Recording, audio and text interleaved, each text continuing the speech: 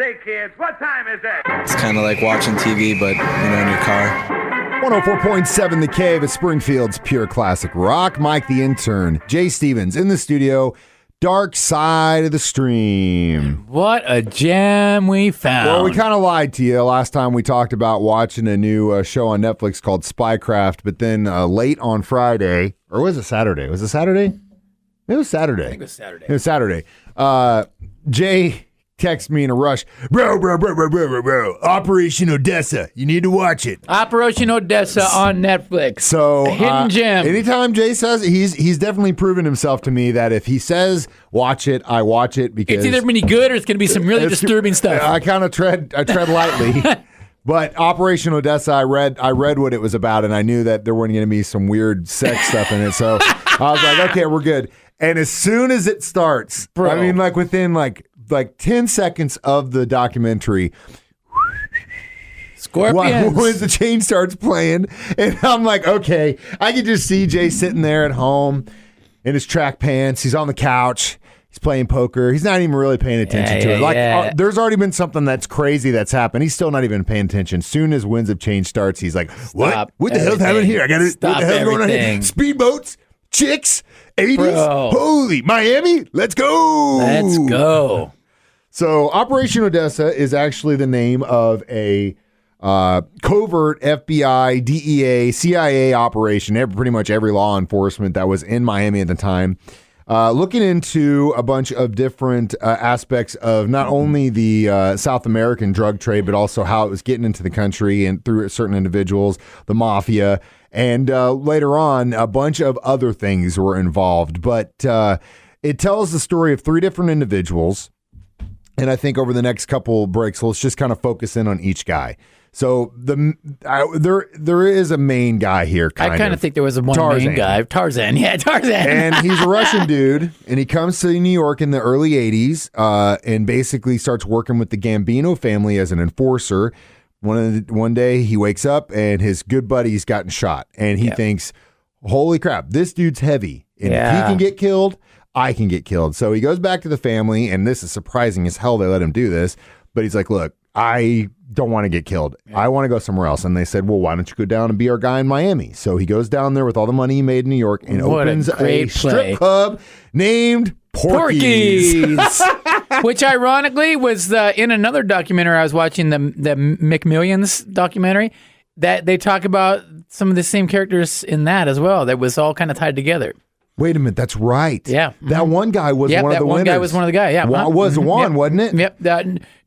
There's another guy. If you watch it, there's another guy that talks, and he was in that McMillions documentary. Anyway, it was all going through Porky's. It was all the same. God, it just shows you all that black market stuff that was going on in Miami, dude. And so Tarzan, strip club, party place. He's just like the guy. He's a Russian dude. And so he becomes like the guy in Miami where basically it's like, you want drugs? Call Tarzan. Yeah. You want a chick? Call Tarzan. You want someone killed? Call Tarzan. Now, the thing about Tarzan is he wasn't the guy that would do this. He was the guy that he made guys meet. And that's it. Now, you could say, well, did he really do anything wrong? Right, well, in the eyes of the FBI, yes, because if you're aiding and abetting the furtherance of an illegal, whatever that law is, that's part of that thing. Is like Tarzan swang the gray line. Dude, Tarzan is probably still swinging the gray line from Moscow. I mean, and it's so crazy. Hey, he looked like a fun guy to party with, man. So basically, they get dude. But Jay and I both agree. Like, if we ever find ourselves in Moscow, I'm calling Tarzan and be like, hey man, let's party.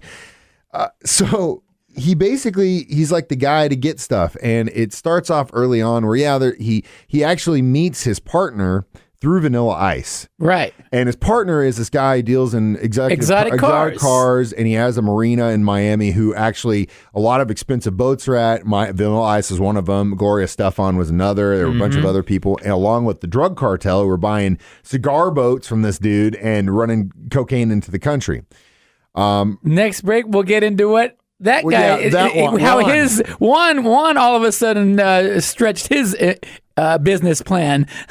It's just like, it's like a great example of how far can we take this? Yes. And they took it Can you get me a Ferrari?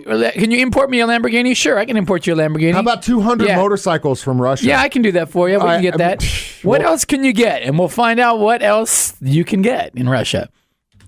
Say, kids, what time is it? It's kind of like watching TV, but in your car. Mike, the intern, Jay Stevens, back in the studio, Dark Side of the Stream on 104.7 The Cave. Having a really fun time talking about this documentary, Operation Odessa. So let's set the tone for this next break. It was in the early 90s, 1990 to be exact, the fall of the Soviet Union.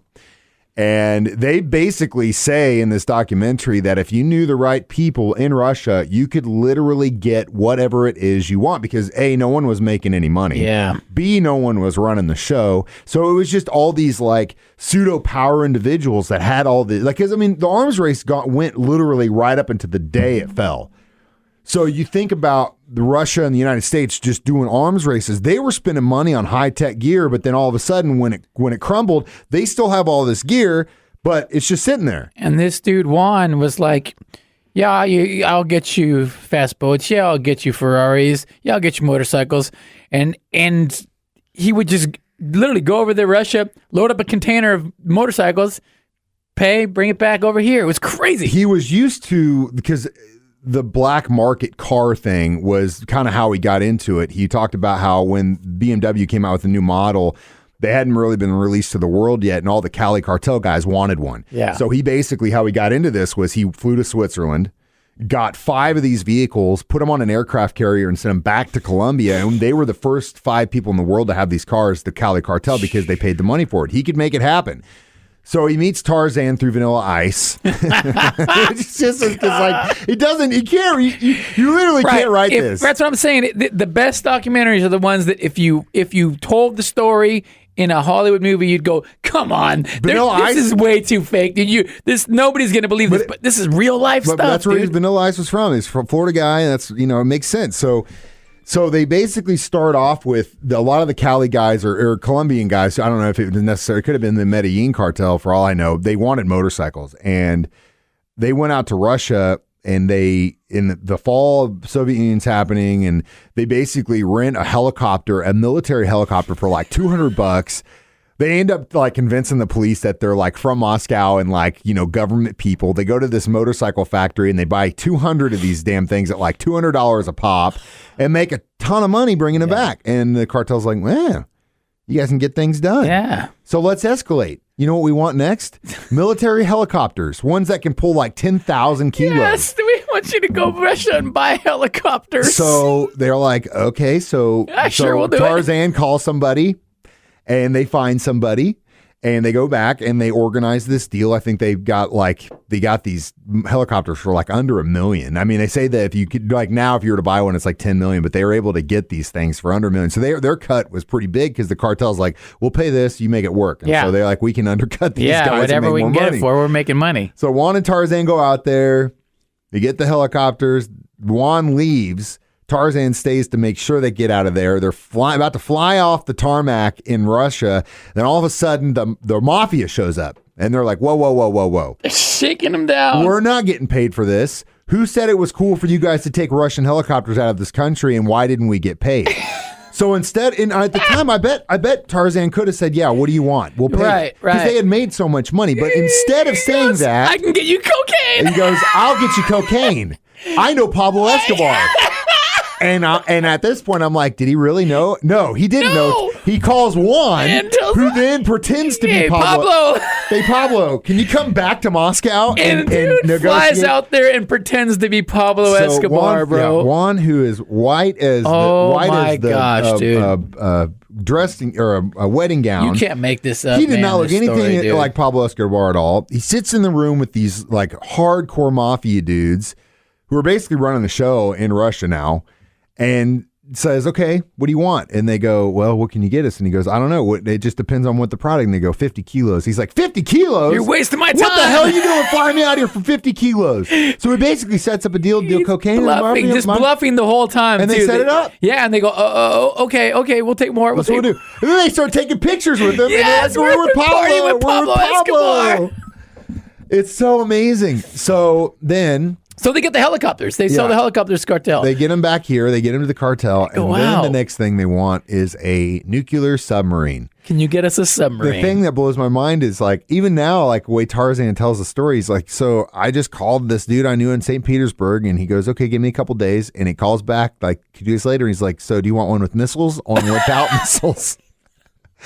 And then they fly him out. They meet these like 5-star general dudes in Russia. Tour the base. The sauna story was great because I wasn't aware of this. If you're ever in Russia and you're doing a deal with the mafia, or I guess in the military, after you close the deal, they will expect you to go to a sauna where you will take off all your clothes and enjoy a sauna together, because in their eyes, that way you see them as they are.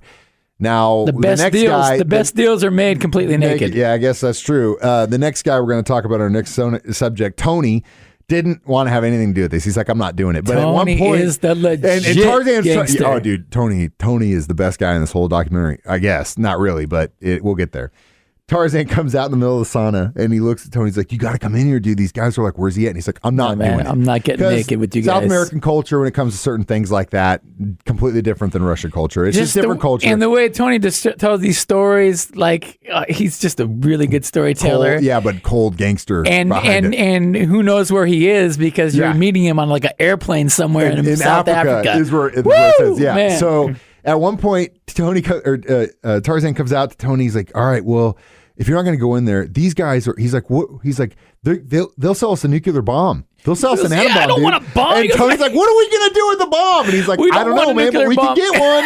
I'm going. And he goes back in the sauna. And he goes back in there to party. Think about it. He goes, think about it, man. Yeah. So now you've met Tarzan and Juan, who I guess at the end of the documentary said they're still doing business together, even though they probably shouldn't be. We'll meet the third and final character in this trio of amigos. Tony next, Dark Side of the Stream on 104.7 The Cave.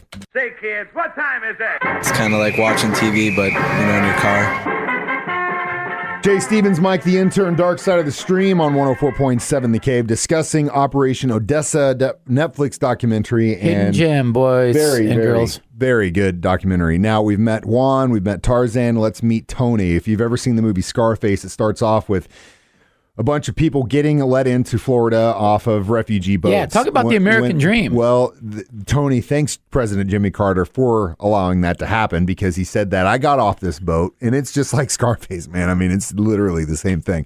Gets off this boat, he looks around, he sees Ferraris, beautiful women, and just money. And he goes, I want to do that. I want that. And he said that the first thing he bought was a 357, and then within a year, he'd already sold his first $1 million in cocaine. Yes. So this dude was from Puerto Rico, right?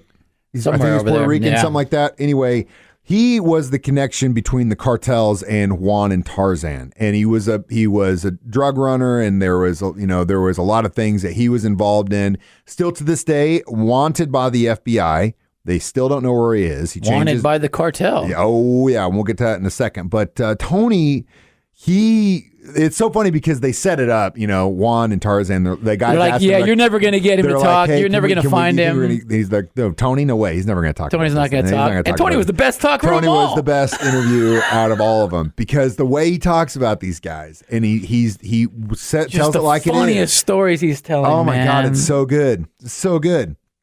His passion. Yeah, he just knew what he wanted to do. So he gets involved as the kind of go-between the cartel and the guys that can get stuff. And, when they want something, he goes to Tarzan, who he's become really good friends with. And Tarzan just must have just been that guy like everyone wanted to be friends with. I want to party with him, dude. Like, it would have been great. But it was funny at one point, the guy who ran Porky's was like, because the mafia kind of set him up with a guy from Brooklyn, and that's actually how they ended up getting that's busted. The guy I'm talking about, the Brooklyn guy. That's the one in McMillions. The Porky's guy? Yes. Really? You know what's funny about that is he's the one that said, I kept telling Tarzan, you got to stop. You're taking your daughter to kindergarten in a limo? Yeah. We're wearing Versace leather jackets. Come on, dude. He was and that's how they ended up getting him. They sent another dude from Brooklyn who was an undercover agent, gave him a cell phone and said, hey, this one will be free.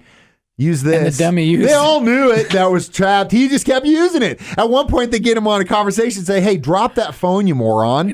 Start paying your own phone bills. Like, dude, it's so dumb. It's funny, but it's, again, a couple of guys who really weren't professional criminals. They just knew how to get stuff and took it far. Man, did they just ran it, and like really a lot of luck had to play involved. Oh God, yeah. A lot of just right place, right time, and to basically skirt off of everything. Like amazing, man, amazing. So they get back. They get back to Russia. They're negotiating this deal, and Tony's coming back to the cartel. And at first, it starts off with like, "Hey, we want a sub," and he's like, "What?"